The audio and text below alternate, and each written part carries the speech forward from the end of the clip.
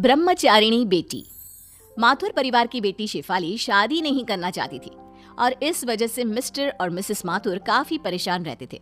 उन्होंने कई बार अपनी बेटी शेफाली से इस बारे में बात करने की कोशिश की, लेकिन शेफाली हर बार ये कहकर बात को टाल देती थी कि उसे शादी करने में बिल्कुल भी इंटरेस्ट नहीं है। शेफाली का एक भाई भी था, उसका नाम था विशाल। शेफाली की उम्र लगभग 30 साल की हो चुकी थी और विशाल उससे छोटा। एक दिन मिस्टर माथुर कहते हैं, शेफाली बेटा, अगर तुम शादी नहीं करोगी तो आने वाले वक्त में विशाल की शादी में भी बहुत प्रॉब्लम आएगी। आखिर क्या वजह है, तुम शादी क्यों नहीं करना चाहती हो? पापा, अब मेरी जॉब लग चुकी है और कॉलेज के टाइम में भी मुझे कोई पसंद नहीं था। पता नहीं क्यों मुझे किसी लड़की के साथ रहने और उससे शादी करने में बिल्कुल इंटरेस्ट नहीं है। लेकिन बेटा, इस तरह अकेले जिंदगी तो नहीं कटती। तुम्हें अपने बारे में कुछ सोचना चाहिए। नहीं मम्मी, मैं अपनी जिंदगी में बहुत खुश हूँ। ये शादी, बच्चे, किसी के साथ जिंदगी भर रहना, ये सब मुझे अच्छा नहीं लगता।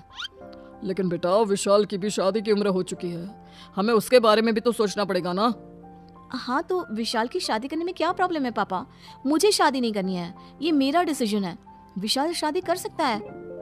कुछ दिनों के बाद मिस्टर और मिसेस माथुर विशाल की शादी वर्षा नाम की एक लड़की के साथ कर देते हैं और वर्षा माथुर परिवार के साथ रहने लगती है।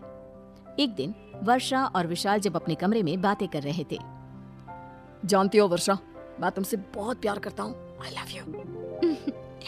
मैं भी तुमसे बहुत प्यार करती हूँ और हमेशा तुम्हारे पास रहना चाहती हूँ विशाल। चलो, इसी बात पर अब जल्दी से मेरे पास आ जाओ। तभी अचानक से शेफाली वहां पर आ जाती है। क्या हो रहा है? हाँ, तुम लोगों को शर्म नहीं आती? दिन दहाड़े रोमांस करने में लगे हुए हो। मम्मी पापा भी घर पर ही है। लेकिन शेफाली दीदी, हम तो अपने कमरे में हैं, किसी के सामने थोड़ी ना कुछ कर रहे हैं। बेशर्मी की भी हद होती है। आजकल की लड़कियों को तो बस लड़कों से चिपकने का बहाना चाहिए। मुझे देखो, आज तक किसी लड़के को छुआ तक नहीं है। मैं हाथ तक नहीं मिलाती किसी लड़के से। पूरी ब्रह्मचारी हूँ। लेकिन दीदी, मेरी और वर्षा की शादी हुई है, वो मेरी पत्नी है, और अगर वो मेरे पास आती है तो इसमें कुछ गलत नहीं है। अच्छा ठीक है, मुझे ज्यादा लेक्चर मत दो। तुम्हें बाहर मम्मी बुला रही थी, यही कहने आई थी।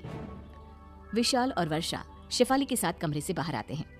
विशाल बेटा, बहुत दिन हो गए हम पूरी फैमिली के साथ कहीं आउटिंग पर नहीं गए। हाँ विशाल बेटा, और इसलिए तुम्हारे पापा कह रहे थे कि सब लोग साथ में मूवी देखने चलते हैं। बहुत अच्छा प्लान है मम्मी। मैं भी वर्षा से यही कह रहा था कि कहीं घूमने जाने का प्रोग्राम बनाते हैं। ठीक है मम्मी जी, हम लोग टिकट बुक करवा लेते हैं आज शाम की ही, और सब साथ में चलते हैं। शाम को सब लोग मूवी देखने के लिए थिएटर पहुंचते हैं। वर्षा और विशाल एक दूसरे के पास वाली सीट पर जैसे ही बैठने की कोशिश करते हैं।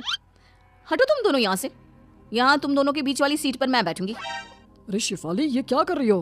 उनकी नई नई शादी हुई है, उन्हें साथ में बैठने दो। हाँ बेटा, वो दोनों मियाँ बीवी है, तुम उनके बीच में बैठकर क्या करोगी?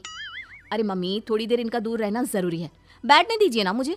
और जिद करके शेफाली वर्षा और विशाल के बीच में बैठ जाती है।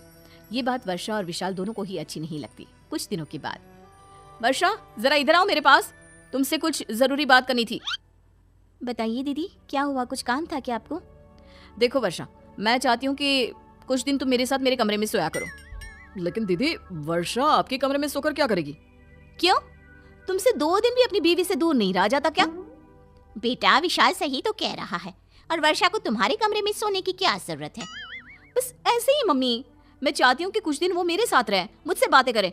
अगर 1-2 दिन मेरे कमरे में सो लेगी तो क्या बिगड़ जाएगा? बेटा, उनकी अभी अभी नई नई शादी हुई है, तुम तो कुछ भी नहीं समझती हो। अरे मम्मी, शादी होने का मतलब ये थोड़ी ना है कि दिन रात एक दूसरे के साथ रहो, एक दूसरे से चिपक कर रहो। अब हो गई ना शादी। मुझे देखो, 30 साल से ऊपर की हो गई हूँ, लेकिन अभी तक ऐसी कोई फीलिंग मेरे दिल में नहीं आती। माथुर परिवार शेफाली की इन हरकतों से परेशान हो जाता है और फिर वर्षा और विशाल मिलकर एक प्लान बनाते हैं। शेफाली दीदी, मेरे ऑफिस का एक कलीग है, उसने अभी अभी ज्वाइन किया है। कुछ दिन वो हमारे ही घर आकर रहने वाला है। अरे, ऐसे कैसे कोई अनजान लड़का हमारे घर में आकर रहेगा? अरे बेटा, किसी की मदद करने में क्या बुराई है? अच्छा ठीक है, लेकिन उससे कहना कि घर की औरतों से थोड़ा दूर ही रहे, ज्यादा बात करने की और चिपकने की जरूरत नहीं है। और कुछ दिनों के बाद अमन नाम का एक लड़का, जो शेफाली की उम्र का था, मिस्टर माथुर के घर पर रहने आता है। एक दिन सुबह के वक्त। वैसे शेफाली जी, शायद आपसे किसी ने कहा नहीं, लेकिन आप दिखने में बहुत खूबसूरत हैं। देखो, तुम अपने काम से काम रखो, मुझे इस तरह की झूठी तारीफ बिल्कुल पसंद नहीं है। लेकिन मन ही मन शेफाली को अमन का अपनी तारीफ करना बहुत अच्छा लगता है। और फिर अगले दिन, शिफाली जी आप ऑफिस जा रही है, मैं भी उधर ही जा रहा था, चलिए मैं आपको छोड़ देता हूँ। अरे नहीं नहीं, मैं अकेले चली जाऊंगी। मैं किसी लड़के के साथ घर से बाहर जाना पसंद नहीं करती। अरे कोई बात नहीं, एक ही रास्ते पर जा रहे हैं, इसमें क्या हुआ, चलिए बैठ जाइए। वो चलो ठीक है। शेफाली अमन के साथ चली जाती है। एक दिन ऑफिस से आने के बाद, माँ मेरी तबीयत ठीक नहीं है, मैं अपने कमरे में आराम करने जा रही हूँ, आप प्लीज़ मेरे लिए कॉफ़ी बना दो, बहुत सर दर्द हो रहा है। बेटा मुझे तो अपनी किटी पार्टी में जाना है, बहुत ज़रूरी है, और तेरे पापा भी अपने दोस्तों से मिलने के लिए गए हुए हैं। कोई बात नहीं माँ, वर्षा से कह दो वो मेरे लिए कॉफ़ी बना देगी। वर्षा शॉपिंग पर गई है विशाल के साथ, बेटा तुम खुद बना लो ना। इतना कहकर मिसेस माथुर वहां से चली जाती हैं। वर्षा के सर में जरा सा दर्द होता है तो विशाल कैसे लपक कर उसके लिए दवाई लेकर आता है, उसके लिए चाय बनाता है। यहाँ मेरे लिए कोई भी नहीं है। तभी वहां पर अमन आता है। किसने कहा आपके लिए कोई नहीं है, आप आराम करिए, मैं अभी आपके लिए कॉफी और आपकी दवाई दोनों लेकर आता हूँ। Thank you so much. थोड़ी देर बाद अमन शेफाली को दवाई देता है और अपने हाथों की बनी कॉफी भी पिलाता है। वैसे शेफाली जी आप गलत सोचती है, देखिए लड़के उतने बुरे भी नहीं होते, और अगर जिंदगी में एक लाइफ पार्टनर हो तो जिंदगी आसान हो जाती है। ठीक कहते हो, तुम्हारे आने के बाद मुझे भी ऐसा ही लगने लगा है। लगता है मुझे भी अब अपनी जिंदगी के बारे में कुछ सोचना चाहिए। अगर आप बुरा न माने तो एक बात कहूँ, मैं आपके साथ पूरी जिंदगी बिताने को तैयार हूँ। अमन की बात सुनकर शेफाली खुश हो जाती है और रात को जब मिस्टर और मिसेस माथुर घर आते हैं, माँ पापा मुझे आपसे एक जरूरी बात करनी थी। शेफाली दीदी हम सब जानते हैं आपको क्या बात करनी है। आप अमन के साथ शादी करना चाहती है ना? अरे लेकिन आप लोगों को ये बात कैसे पता? क्योंकि ये हमारा ही प्लान था। और मैं तो अमन को पहले से ही जानती हूँ। क्या ये सब आपने जानबूझकर किया? तो क्या करते बेटा, जिंदगी भर अपनी बेटी को ब्रह्मचारिणी बेटी तो नहीं रहने देते ना। देखो बेटा, शादी करना और खुश रहना कोई बुरी बात नहीं है।